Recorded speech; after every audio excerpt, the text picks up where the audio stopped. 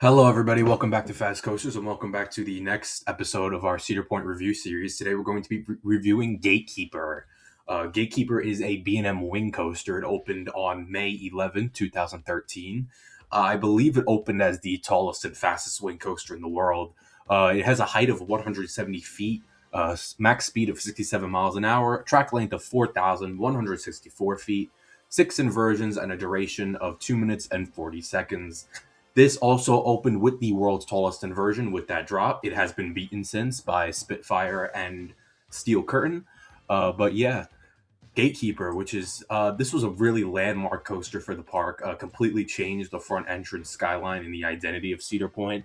The entrance actually used to look very tacky, in my opinion, but it was a classic. But the new entrance is just iconic with the keyholes, and it set the standard for what other parks could do with their entrances, especially in the Cedar Fair chain.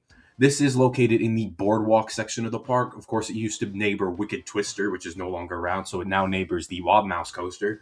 So this area is right on the right of the park. GateKeeper is the main ride of the boardwalk section. The boardwalk section is pretty nice. It just recently got redone, so it does look pretty good. Once you walk up to this ride, you got the huge entrance sign, which of course looks awesome. It's one of those marquee Cedar Fair entrances. You do need lockers for this ride. There aren't any metal detectors, so if you have pockets, you can't put stuff in your pockets. There's bins on the platform, from what I can recall, for like sandals and small items. But if you have bags, there's lockers outside. Again, $10 for all day. You get many rides with those. So I definitely recommend the $10 option. Waiting for GateKeeper. Now, I haven't been on GateKeeper in a little bit. I went early last year. I remember my ride being extremely cold on it because it was very windy and there was no line. But GateKeeper, it usually hovers at about a 45-minute wait, typically. Capacity is very good on this because it does run with 3 trains and it does have a mid-course break one. So if the operations are on point, it can really roll through people pretty quickly. But yeah, waiting. There's some queue line underneath the station. There's most of the queue line underneath the lift hill. It does split off underneath the station into 2 staircases that go up to the separate sides of the station. I have done it on both sides, so I can give you the review on that. Once you're in the station's really nice, very open air. Reminds me of Hydra Station, with kind of like how high the ceiling is and how much room the operators have to work. You have the operator cabin above the right above where the train goes out. Trains look beautiful. They got this golden. It's kind of like the GateKeeper, I guess, figure. It's not really said exactly what it is. It's some type of bird, I believe. But yeah, the trains look really nice. It's mostly that front car that's done, but it's just the trains are iconic. So once you start on the ride experience, we're gonna go take a right-hand turn out of the station up the 170-foot lift, which goes up pretty quickly. And then you get to the top, and then you get that awesome dive drop. The dive drop is it's iconic. It's probably one of the best parts of the ride, especially if you're in the back of the train. You definitely dive drop over that. It's definitely a great element. You get some good whip. You get hang time in the front and whip in the back. So definitely my favorite seat for the dive drop is back left. You definitely get some whip going over that. You come down into a really intense Immelman coming up, and then you go into this airtime hill, which doesn't really give too much airtime. And then you have this really graceful inversion, this big corkscrew to the left. And then you have the first of the keyhole inversions. It's a 0G roll right through the keyholes. Really good, these near miss moments, especially on this ride. The keyholes really add to it, especially with that front gate location.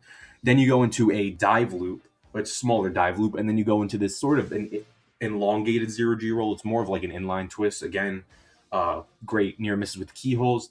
Then you hit the mid-course brake run then you drop down into a small helix and then back to the brakes. All right, so what are my favorite parts about this ride? So the ride is buttery smooth. There is not a rattle to be found on this ride. It is not like Rapterra is newer, but GateKeeper is so much smoother. Buttery smooth ride. The location is incredible with that front gate. It makes a statement when you come into Cedar Point. Definitely, it's the perfect entrance piece because it's not too thrilling, but it's not too family. It's the perfect crowd pleaser just to say welcome to Cedar Point. The keyholes are awesome, really thrilling.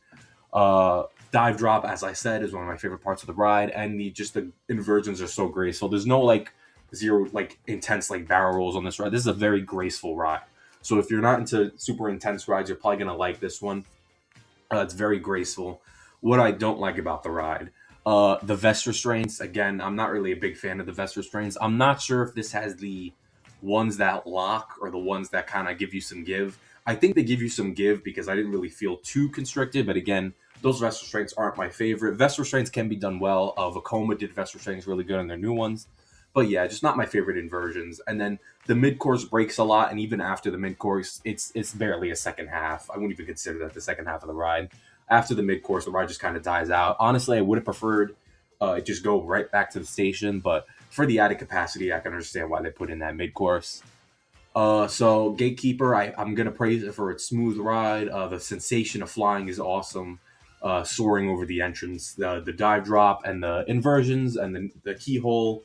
High marks for all those inversions. And again, going back to the location, you're right beside the lake, so definitely like soaring, especially on that dive drop into the Immomin, right next to the lake is awesome. Especially on a sunny day, you can see the reflection on the water. I love this experience. It's a big crowd pleaser. Not my favorite at Cedar Point. At any other park, this might be one of the best, but this is number 5 at Cedar Point as of now. Actually, excuse me, this is number 6 at Cedar Point as of now, which is crazy to say. It does lose a little bit of steam after the mid course, but I still love the ride. I am going to give it an 8 out of 10.